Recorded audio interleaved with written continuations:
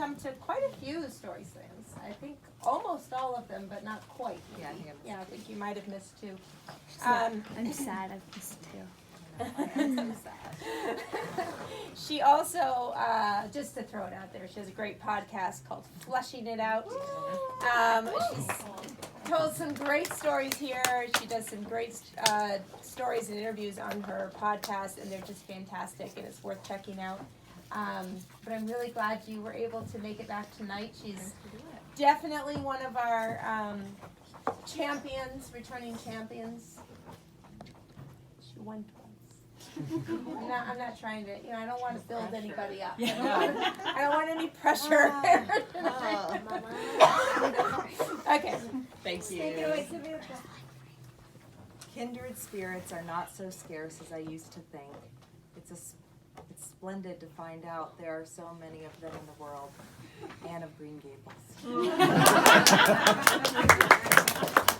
I just thought I should throw that in. And it actually is appropriate because I'm around storytellers and that makes me happy. But it's not so much the book, but it's the line, because I pretty much feel like every story from my life is yin and yang or one or the other. And so what always comes to mind is,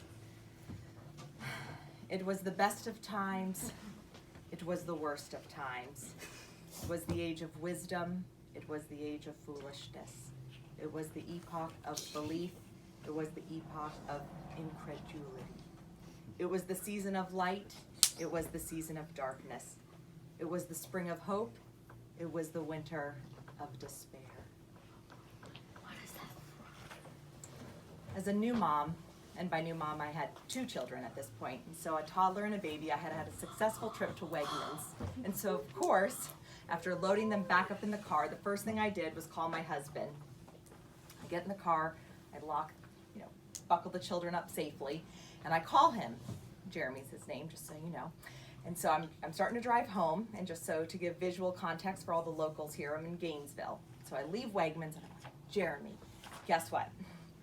I just went through Wegmans, no one had a meltdown, and this is the best day of my life. So of course, he's like at his desk, he's like, that's awesome, cool, because he knows how to throw me a bone when I need it. And so I'm celebrating this victory, and as I'm driving, I'm like, okay, I gotta go. So I hang up the phone, and I'm still really excited in my brain, but something weird is happening in my body. Now, if you haven't been here on a Friday night, you don't know that I usually am the educator to the children, okay? I introduce new concepts to them, and so tonight might be another one of those nights, okay? I'm just gonna throw it out there. So I'm on 29, and I get to the first light, and if you know 29, it starts to go like this. And as I'm driving, my stomach is getting worse and worse, and I'm starting to sweat. I won't ask for a show of hands in the rooms, but if you've been there, just you can nod to yourself and to me. You know what I mean? And if you haven't, listen in, because it's not if, it's when. So I'm driving, and I'm starting to sweat, and I'm starting to go through the lines, and I turn on Vint Hill. So thankfully, I'm just a few miles from home. And as I'm driving, I start sweating more and more. And as I start accelerating, thinking I have to get home as quickly as I can, I start going very fast. And then I start thinking, if I get pulled over, this could be bad. And then what do? I just can't do that. So then I keep going faster, slower. And then it gets to the point where I can't have any pressure on the seat anymore. And so I'm accelerating with the right, and on the left, I'm pushing my body up. And so now I'm driving like this, but I'm still going faster, slower, because I keep neurotically thinking, I have to speed home. No, I could get pulled over, and that can't happen, so I'm going faster, slower. My kids are like giggling in the background. I pass the park, and I see some porta potties, and I'm like, I could stop there, but that just seems too much. So I keep driving. I get to the second neighborhood, and I'm like, my friend lives in that neighborhood, but I really don't, we're new friends, and I really don't want that to be like the next step. So once again, this is all going through my head. So I'm pushing up, I'm accelerating, I'm back and forth, and so I'm getting closer and closer to home, and I'm like, all right, okay, I've got these kids in the background. What's my game plan? And so I decide, all right, I'm gonna leave the kids in the car. I'm gonna get out, do what people do, and then I'll come back out and get the kids because they're safely in their seats. And so I have my plan. I'm speeding and slowing down. I pull in. I see my house. If you've been there, what happens to your body? You're like, yay. the end is near, I see it. So I'm like, oh my God. So I pull in, I run out of my car, leave the kids, who cares about them? And I get, and I had a chain link fence, and I had a little, the clip, you know, it comes up and down. And so I run, and I see my house, I'm like, oh my gosh, I'm dying, thank God. And I get there, and I start to, guys, game over. Game over, all right? And so I go inside, my life is over, and as this is happening, I'm like, okay, this isn't a story that I'm gonna share at parties, at bookstores, at story slams. This is a story that's gonna go to the grave with me. And so I go in the house, and I'm like, this is the worst thing that's ever happened to me. And now that I've had this medical emergency, I call my mother-in-law, who happened to live across the street, and I said, hey, I had a medical emergency. Can you go get the kids? So I'm, you know, doing my thing. I'll leave the visuals out. And so I'm in the, you know, the place where you do that kind of stuff. You know what I mean, Lena? And all of a sudden I hear the door open.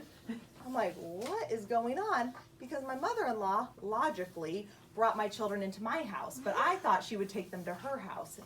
So now I'm sitting there with not only the feeling, but I'm like smelling the worst thing I've ever smelled, because if you ever get to that point, if you've never been to that point in your life, I hate to break it to you, like something is seriously wrong and your body tells you. And so I now have to walk next to her. And so the greatest gift she's ever given me in my whole life, besides my husband, is she said nothing. I just walked by and she was like, just, yep, hope everything's cool. And I just left and it was totally fine. So I come back downstairs, I thank her for watching my children, and I'm like, oh my gosh, okay, this is behind me. I'm not telling it at bookstores. I'm taking this to the grave. Are you sure about that? I know. You just got to keep listening because you will know. And so I'm sitting there and I think, okay, not only am I taking this to the grave, I am not even going to tell my husband, who I tell everything to. And when he gets home and he asks me how my day is, I'm just going to look him straight in the eye and say, fine. It was a totally normal day. And so the rest of the afternoon, I'm like gearing up, like, I've never kept a secret from him before, but it's happening. So he gets home, he walks inside, and he starts tending to the children. And I'm waiting, like, when is he going to ask me about my day? But we keep tending to the children, because apparently a baby and a toddler take priority. So we put them to bed, we go back downstairs, we sit on the couch, he's on the love seat, I'm on the couch, and I'm just waiting. I'm like, oh, I can't wait for him to ask me how my day is so I can just straight up lie. Like this is going to be the first lie I tell, and I'm going to take it to my grave. So I'm like weirdly excited for this. And so as I'm waiting, and he's just watching TV, and I keep thinking, he's not asking, and the phone rings. So I was like, oh, okay. And I pick up the phone. Hello, this is Wegmans calling. The spinach mix you ordered on October 31st could be contaminated with salmonella. Please, you know, discard it or bring it back to the store. And I was like, boop, flip. Jeremy! Oh my gosh, this is amazing. I just found out that the spinach mix I bought last week could have salmonella. And he's like, Yeah, that's great. all right, why you're so excited? And I was like, you don't even know what happened to me today. And he goes, yeah, I do. I was like, oh, okay, yeah, really? What happened to me? And he said, you were coming home and you probably like peed your pants or something. And, you know, you're embarrassed by it. And I was like, that's weirdly accurate, but not exactly right. And he's like, did you throw up? And I was like, no. But first of all, why are you even getting this close to a guest? Because that's just weird. And he's like, well, we were on the phone. You were really excited. And then all of a sudden you said your stomach hurt. So I figured you had an accident. And I was like, this is weird. You obviously know me better than I know myself, thank you. And I said, no, something worse happened. And I don't want to tell you because I want to maintain, like, a marriage. You know? And I don't want this to come between us. So I was like, I don't really want the words to come out of my mouth. But I eventually told him, okay, I'm just going to save it because I don't want to, like, ruin your night. And so I tell him what happens. And he's like, all right, cool. But I was like, but the best part is, it wasn't my fault. It was the salmonella. Like, I was poisoned or E. coli or whatever it was in there. So I was like, this gives me the freedom that I do not have to take the secret to my grave. And so then I was like, was it Maria from Sound of Music? Or Ariel, you know, I was like, yes. And so of course, the next time I see my girlfriends, what do? I was like, guys, this is what happened to me. And of course, they're looking at me like, why would you ever tell anyone that? I'm like, because one, it wasn't my fault. And two, I felt really, well, I was going to be like really crappy about myself, but it is intended probably. And so it became the lovely, you know, when you need to break the ice and laugh with your friends. But what really came out of it is not just your pants story. It was that what I realized is that those couple hours when I was home after my accident, I felt horrible about myself. I mean, I honestly felt like I said, when I say I was going to take it to the grave, I was so embarrassed. I'm like, I'm not going to tell this to people. Can't believe I did this. I can't believe this happened to me. And then when I started telling it, not just because it was fun, but it lifted the shame. And I thought, how horrible that we as people, women, as you said, and men, everything, we carry around this heavy stuff. And we feel like people aren't worthy. We're not worthy of sharing it. Others aren't worthy of hearing it. And I just thought, if something as trivial as having your pants, like, if you can't tell that, then what about the real deep, heavy stuff? And so from then on, I was determined, who cares? If that can break the ice and it can get people to share and connect on a real deep level, then you know what? I will be the girl that if you listen to episode 1 of the podcast, when you meet me, which happened last week, they say, I heard that. You're the girl that, your pants. I was like, yes, that is me. If that is the cross I must bear. Thank you. So I did not plan for that to be my legacy, but if that's what it has to be for people to know that there's safe places and that you can share the real stuff, not just but the real stuff, then so be it. So thank you.